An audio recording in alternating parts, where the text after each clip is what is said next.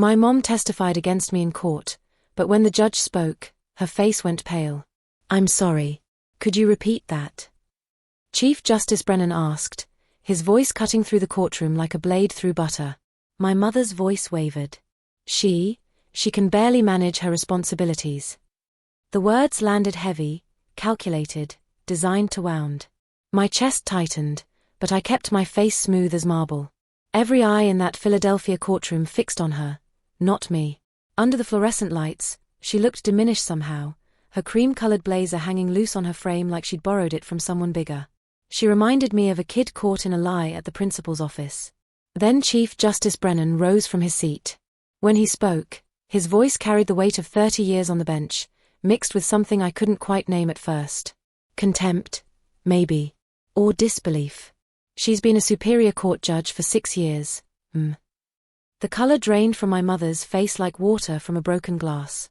And for the first time in my 34 years on this earth, I didn't jump in to rescue her. I just sat there, watching her drown in the mess she'd made. Things weren't always this broken between us. There was a time when I believed my mother's harsh words were her twisted version of armor, her way of preparing me for a world that chews up soft women and spits them out. The world doesn't reward women who reach too high, she'd tell me while yanking my hair into a ponytail before middle school. Better you hear it from me than from strangers who'll enjoy watching you fall. But her version of protection felt more like death by 1,000 cuts. Every achievement I earned, she worked to diminish. When I graduated from Penn Law, she told my Aunt Barbara, well, let's see if she can actually stick with something for once. There was no warmth in it, no pride hiding beneath the criticism. Just the cold satisfaction of keeping me small. But I kept forgiving her. Even when she poisoned my father's opinion of me. Even when she spread lies about my work to anyone who'd listen. I kept trying because that's what daughters do, right? We're programmed from birth to love our mothers, even when that love leaves scars. The betrayal came the way the worst ones always do, quietly, through the mail, on an otherwise ordinary Tuesday morning. I'd just been nominated for a seat on the Pennsylvania Superior Court of Appeals. It represented everything I'd worked toward since my first day at Temple Law School. The confirmation hearings were set for 3 weeks out. I'd spent nights rehearsing answers to tough questions, reviewing every case I'd decided, making sure my record was spotless. For a brief, stupid moment, I thought maybe this would be the thing that finally made her proud. Then the letter arrived at the Judicial Conduct Board. The allegations were specific and damning: falsified court records, manipulated verdicts for personal connections, abuse of judicial authority for financial gain. The kind of accusations that don't just end careers, they destroy reputations so thoroughly that people forget your name was ever associated with justice. But it was the handwriting that made my blood run cold. Those loops. The way the GS tilted slightly left. The pressure on the downstrokes, heavy enough to leave impressions on the page beneath. I'd seen that handwriting on birthday cards, on shopping lists stuck to the refrigerator, on the note she left when she took my father to his chemo appointments. My mother's handwriting. I told myself I was wrong. Paranoid. Damaged by years of her criticism into seeing threats where none existed. But then I noticed the return address on the envelope, partially smudged but still visible under the right light. Maple Street. Her street. Number 847. Her number. Something fundamental broke inside me that day. Not my heart, that had cracked so many times it was mostly scar tissue anyway. No, this was different. This was the part of me that still believed blood meant loyalty, that mothers were supposed to protect their children even when they didn't particularly like them. I didn't cry, though. Crying was for the old Morgan, the one who'd spent her 20s begging for crumbs of approval. This Morgan, the judge with 6 years of complex litigation under her belt, knew better. So I got quiet. I watched. I planned. The board opened their investigation like they had to. Word spread through the courthouse like wildfire. Some colleagues, the ones I'd considered friends, started avoiding the break room when I was there. Others offered tight smiles in the hallway, the kind that don't reach the eyes. My mother probably assumed she'd won, that I'd crumble under the scrutiny like she'd always predicted I would. She didn't know I'd learned from the best liar I'd ever met. If there's one thing law school teaches you, it's how to build an airtight case. And if there's one thing my mother taught me, it's that revenge is a dish best served cold, with documentation and witnesses. I started with the letter itself. The paper was slightly textured, cream-colored, the kind you don't find at Staples.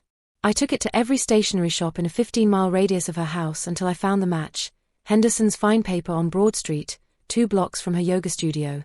The owner remembered the sale because my mother had been particular about the weight of the paper, testing 3 different stocks before deciding.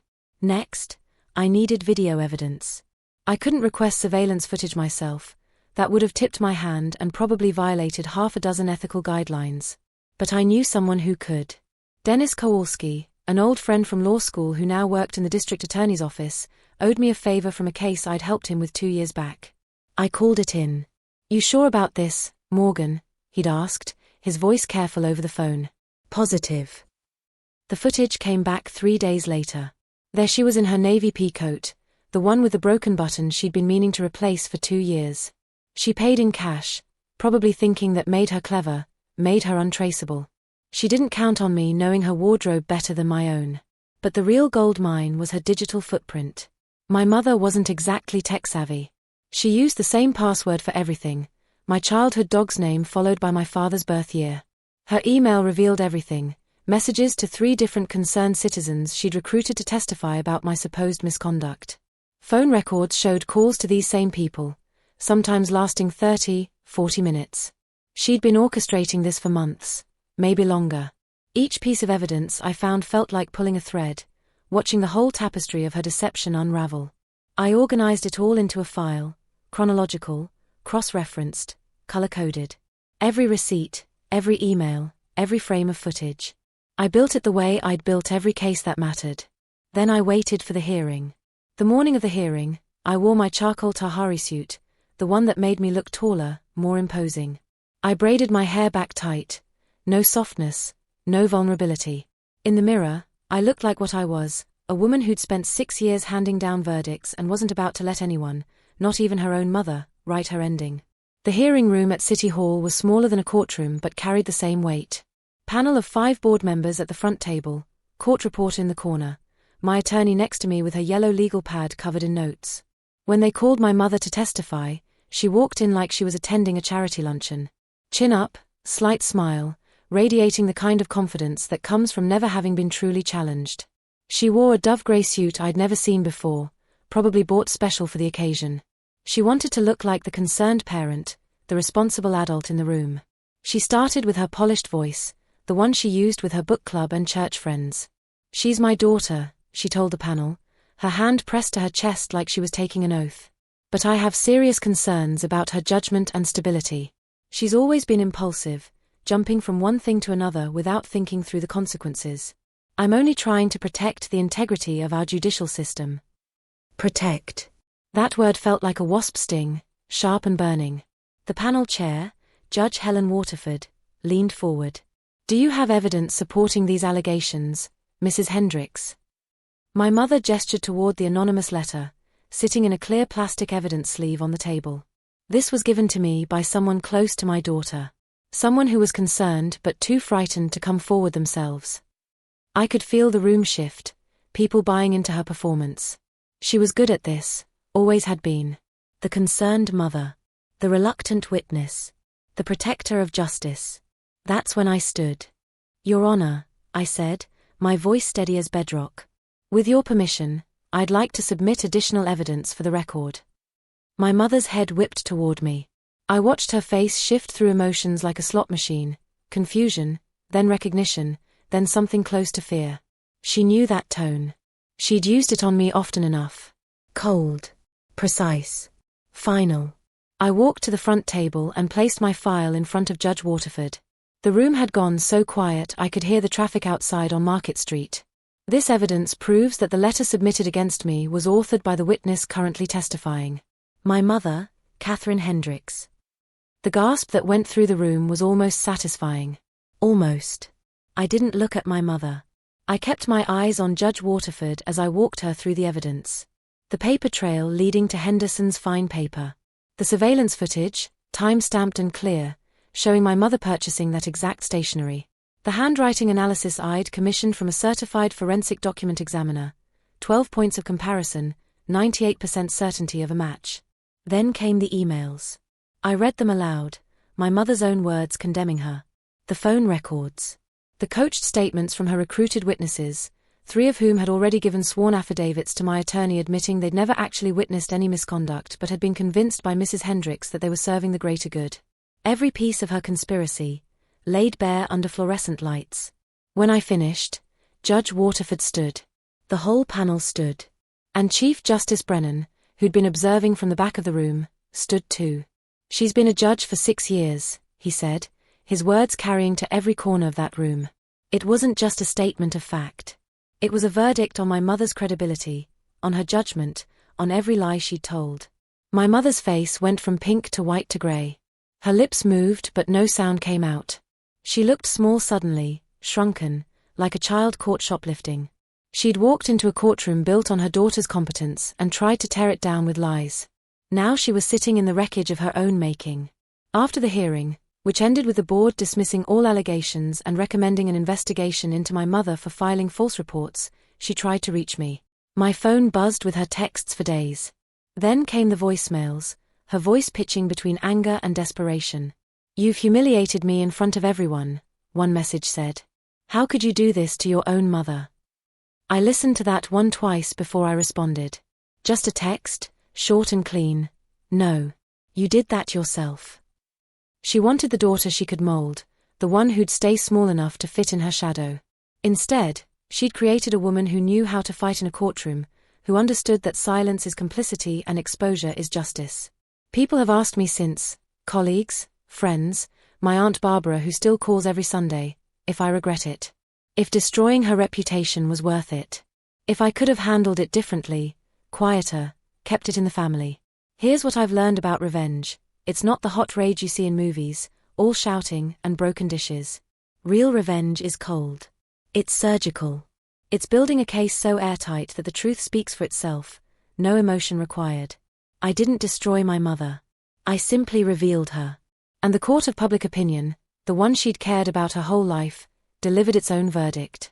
Her friends stopped calling.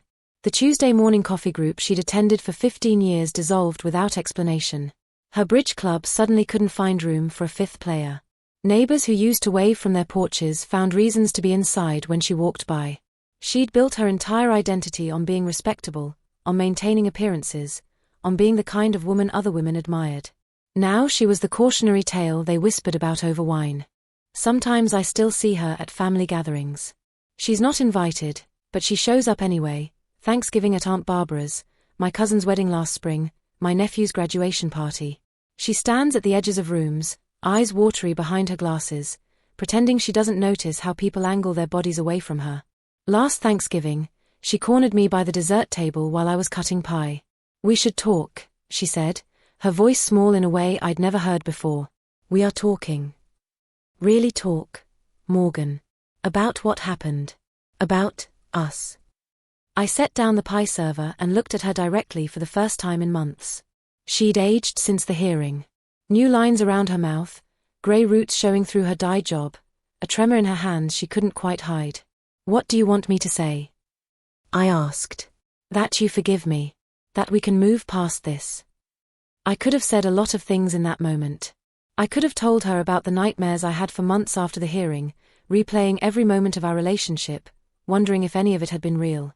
I could have explained how her betrayal changed something fundamental in me, made me question every relationship, every expression of love, wondering if it was authentic or just another manipulation.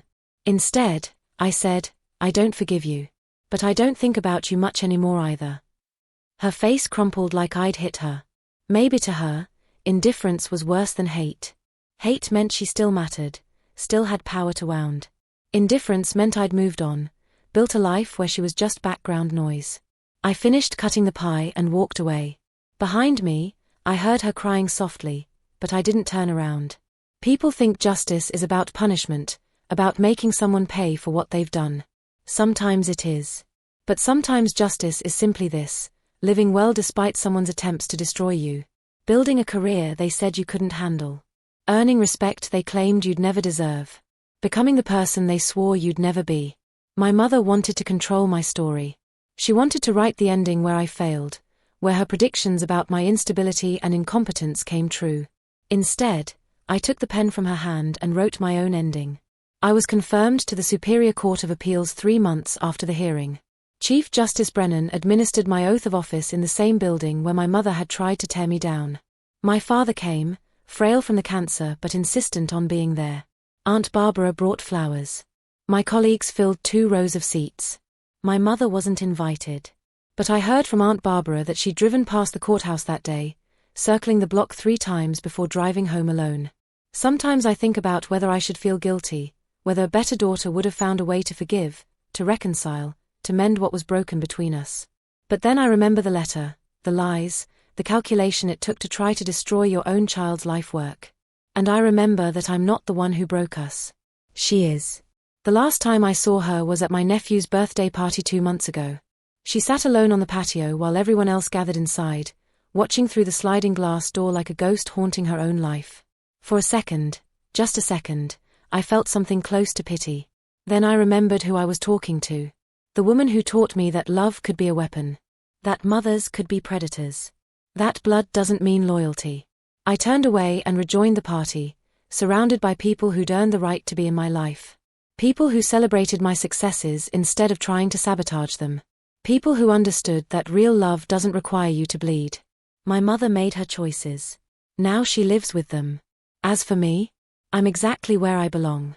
In a courtroom, in a robe, dispensing justice to people who need it. Being the woman she swore I could never become. And that, I've learned, is the sweetest revenge of all.